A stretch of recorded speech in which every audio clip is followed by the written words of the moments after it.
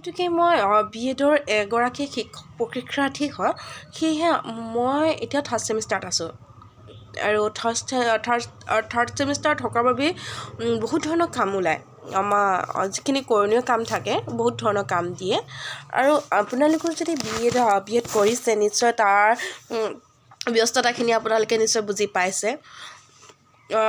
বিশেষকৈ থাৰ্ড ছেমিষ্টাৰত আমাৰ কি থাকে, মাইক্ৰ' টিচিং থাকে। আৰু মাইক্ৰ' টিচিং কি হয় জনাসকলেতো জানেই, নজনাসকলৰ বাবে কৈছোঁ।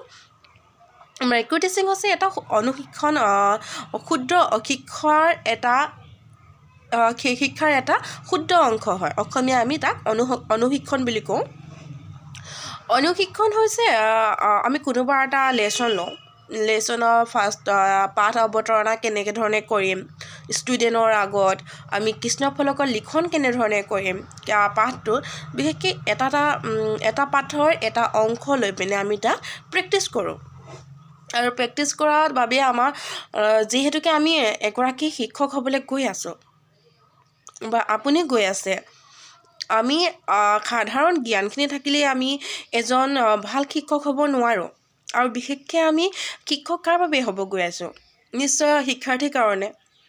আৰু শিক্ষাৰ্থী এজনক আমি প্ৰতিটো সময়তে সিহঁতক কেনেধৰণে সক্ৰিয় কৰি ৰাখিম আৰু সিহঁতৰ ভাল লগাকৈ আমি কেনেধৰণে শিক্ষা পাঠদান কৰিম, ঠিক সেইসমূহ জানিবৰ বাবে আমাৰ মাইক্ৰ' টিচিং আমাৰ খুব জৰুৰী হয়।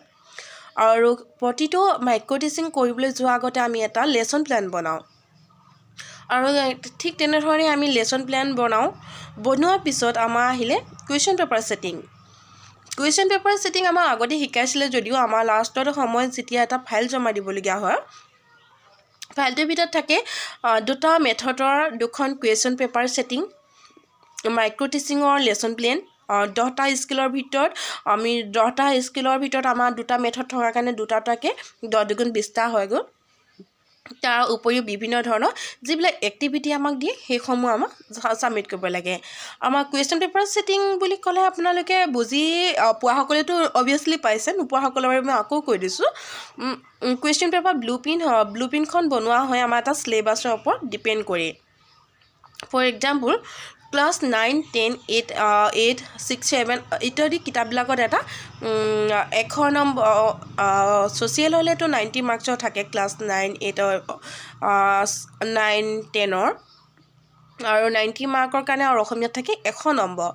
আৰু সেই 100 নম্বৰটো ইউনিট ভাগত আমাৰ ভাগ কৰা আগতেই থাকে। সেই আগতে থকা ইউনিটৰ ওপৰত ডিপেণ্ড কৰি সেই মুঠ নম্বৰটো লৈ আমি knowledge, understanding, apply and skill, জ্ঞান, বোধ, প্ৰয়োগ আৰু কৌশল, তাত আমি কিমান প্ৰশ্ন দিম এটা শিক্ষাৰ্থীৰ বাবে আৰু কিমান নম্বৰ আছে তাৰ ওপৰত ডিপেণ্ড কৰি আমি ক'ত ভাগ কৰিছোঁ, তেনেধৰণে এখন চাৰ্ট থাকে। আপোনালোকক মই আজি সেইবোৰ দেখাব নোৱাৰোঁ। আপোনালোকে যদি বিচাৰে ব্লু প্ৰিণ্ট এখন চাবলৈ কেনেধৰণে বনোৱা হয়, তেতিয়াহ'লে মোক কমেণ্ট ছেকশ্যনত জনাবচোন। আপোনালোকে যদি বিচাৰে তেতিয়া মই আপোনালোকক ব্লু প্ৰিণ্ট এখন দেখাম, কাৰণ মোৰ ওচৰত ৰাফ কপি এটা আছে, ব্লু প্ৰিণ্ট বনাই থোৱা কেইবাটা কপিও আছে, কিন্তু মই যিকেইখন ফাইনেল হয় মই জমা কৰিলোঁ। আৰু সেইটো বনোৱাৰ পিছত কি হয়, এখন কুৱেশ্যন পেপাৰ বনাব লাগে। আকৌ কিতাপখনৰ পৰা আমি যেতিয়া ব্লু প্ৰিণ্টখন ফাৰ্ষ্টতে বনালোঁ, ব্লু প্ৰিণ্টখন বনোৱাৰ পিছত আমি এটা কুৱেশ্যন পেপাৰ চিলেক্ট কৰিম। জ্ঞানৰ পৰা কিমানটা আহিলে সিমানখিনি কুৱেশ্যন মই এটা পাঠত, ফৰ এক্সাম্পল মই ফাৰ্ষ্ট ইউনিটত মই নলেজৰ ওপৰত মই বস্তুনিষ্ঠ অৰ্থাৎ ভেৰি শ্বৰ্ট কুৱেশ্যনত মই দুটা কুৱেশ্যন মই ফাৰ্ষ্টতে ব্লু প্ৰিণ্টখনত ধৰি থোৱা আছে। আৰু মোক কুৱেশ্যনো ঠিক তেনেধৰণে কাটিব লাগিব। প্ৰথম ইউনিটৰ পৰা মই দুটাহে বস্তুনিষ্ঠ প্ৰশ্ন মই দিব লাগিব ষ্টুডেণ্টৰ বাবে। আৰু সেইসমূহ দিয়াৰ পিছত আকৌ মই সময় নিৰ্ধাৰণ কৰিব লাগিব, জটিলতা স্তৰ নিৰ্ধাৰণ কৰিব লাগিব, ইত্যাদি বহুত ধৰণৰ কাম থাকে। আৰু সেয়েহে এজন বি এডৰ শিক্ষক প্ৰশিক্ষাৰ্থীয়ে বুজি পায় সেই সময়ছোৱা কেনেধৰণে যায়। কাৰণ এই ব্লু প্ৰিণ্টৰ বাবেতো মোৰ ক্ষেত্ৰত এসপ্তাহ দিনটো মই খোৱা হোৱা নাছিলে, দিনে ৰাতিয়ে কষ্ট কৰিবলগীয়া হৈছে। আৰু সেই কুৱেশ্যন পেপাৰখিনি বনোৱাৰ পিছত এনচাৰো লিখিব লাগিব, প্ৰতিটো কুৱেশ্যনৰ এনচাৰ আপোনালোকে লিখিব লাগিব।